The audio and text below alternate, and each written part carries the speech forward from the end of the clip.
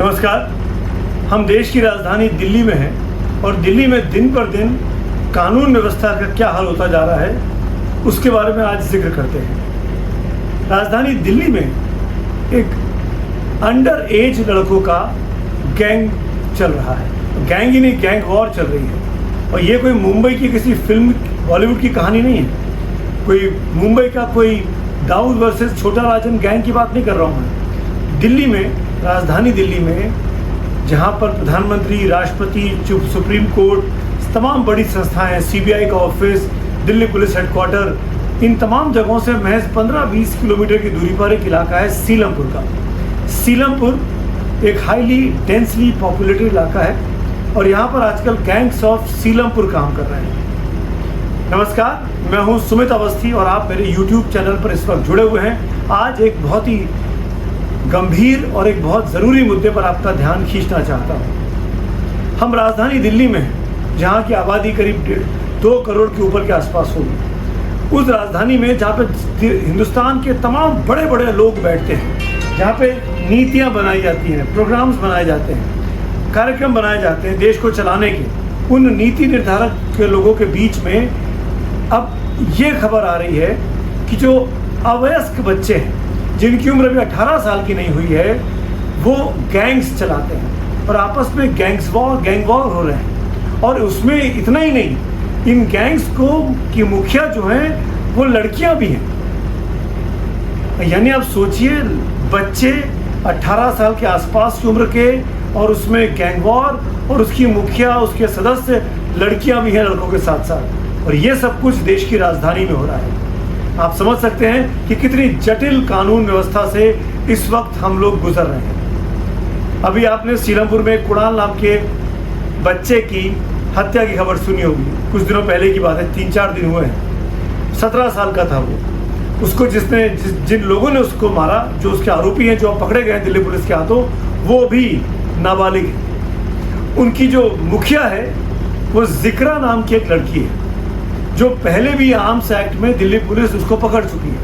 और वो एक गैंग चलाती है जिसमें ज़्यादातर लोग जो हैं वो 18 साल से कम उम्र के हैं। और शायद वो छोटी उम्र के बच्चे उसकी जो पुलिस के सूत्र बताते हैं कि इसीलिए रखे गए कि अगर आप 18 साल से कम उम्र के बच्चों से अपराध कराएंगे, क्राइम कराएंगे, लूटपाट, डकैती, चाकू मारना, जान ले लेना, इन बच्चों को सज़ा नहीं होती है। इनकी सज़ा 3 साल 5 साल तक की ही होती है।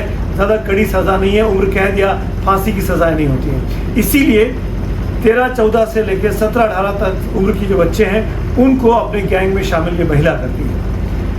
इस कहानी ऐसी है कि कुणाल पर जानलेवा हमला हुआ, कुणाल मारा गया, इन्वेस्टिगेशन शुरू हुआ, पुलिस को जिक्रा का नाम पता लगा, जिक्रा को पुलिस ने उठाया क्योंकि पुलिस रिकॉर्ड में ऑलरेडी जिक्रा थी।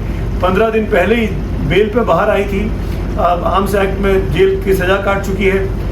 वो भी 20-22 साल की ही युवती है। और उसने पूरी कहानी में बताया कि जिक्रा का भाई था साहिल। उस साहिल पर हमला हुआ था कुछ महीने पहले, जिसमें ये कुणाल नाम का व्यक्ति, जो लड़का था, ये शामिल था और भी उसके कुछ दोस्त लोग थे। तो बदला लेने के लिए साहिल पर हुए हमले का जिक्रा ने अपने दोस्तों के साथ मिलकर, अपने गैंग के मेंबर के साथ मिलकर कुणाल को ठिकाने लगा दिया। ये पुलिस इन्वेस्टिगेशन का अब तक का पार्ट है। तो ये कुछ मेरे लिए ये घटना अपने आप में चौंकाने वाली है। अमूमन ऐसा फिल्मों में देखा गया था।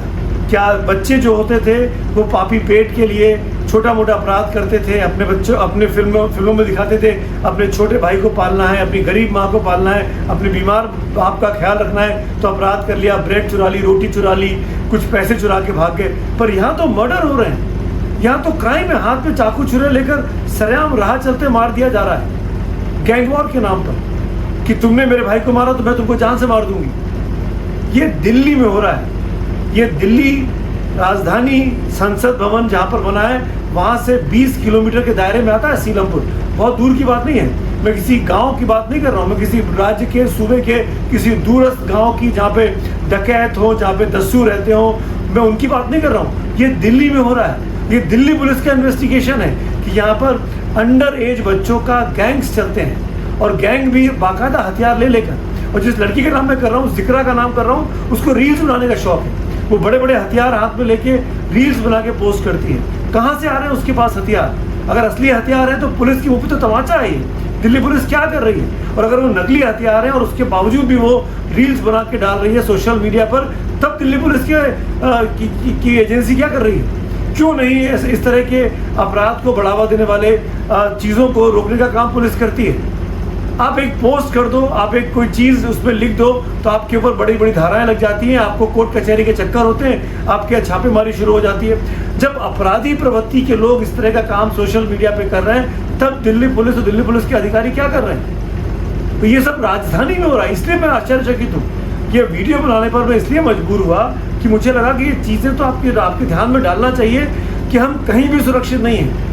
दिल्ली पुलिस अपने आप को हिंदुस्तान की सबसे एडवांस, सबसे मॉडर्न, सबसे टेक्नोलॉजिकली एम्पावर्ड पुलिस कहती है। उस पुलिस की नाक के नीचे 16-17 साल के बच्चे गैंग बनाकर गैंग वॉर कर रहे हैं। इससे करारा तमाचा दिल्ली पुलिस के ऊपर क्या हो सकता है, जिसके पास हिंदुस्तान की सबसे अच्छी फोर्स कही जाती है, सबसे अच्छा टेक्नोलॉजी कही जाती है, सबसे अच्छे अधिकारी कहे जाते हैं। उस दिल्ली पुलिस को आखिरकार हो क्या गया?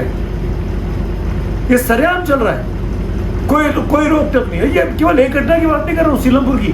बीते 1-1.5 साल में अगर आप दिल्ली का क्राइम ग्राफ देखेंगे तो गैंग वॉर की घटनाएं आम हो गई हैं। हाशिम बाबा का नाम आता है, लॉरेंस बिश्नोई का नाम आता है, न जाने कौन कौन से गैंग्स दिल्ली में काम कर रहे हैं। और इन नाबालिग बच्चों को, इन बेरोजगार युवकों को इस तरह के लालच देके 10,000, 20,000, 50,000, लाख रुपए के लालच देकर इस तरह के अपराध कराए जा रहे हैं। गंभीर अपराध, संगीन अपराध। उनको पता है, दरअसल ये अपराधी जानते हैं कि कानून को चकमा दिया जा सकता है। दरअसल अपराधी जानते हैं कि हम खून कर अटेम्प्ट टू मर्डर कर बच सकते हैं, भाग सकते हैं, छिप सकते हैं। हमारी पुलिस हमारा कुछ नहीं कर सकती। हमारा सर्विलेंस सिस्टम पूरी तरीके से पंगु हो चुका है, हम उसमें कुछ नहीं कर पाते। इसीलिए अपराधियों के हौसले बढ़ते जा रहे हैं। इन अपराधियों को सरेआम क्यों नहीं पुलिस पकड़ पाती है? क्यों नहीं पुलिस इन मामलों को क्रैक कर पाती है तुरंत? क्यों इस तरह की घटनाएं घटने के बाद हम सिस्टम को अलर्ट होने को, चौंकने को कहते हैं?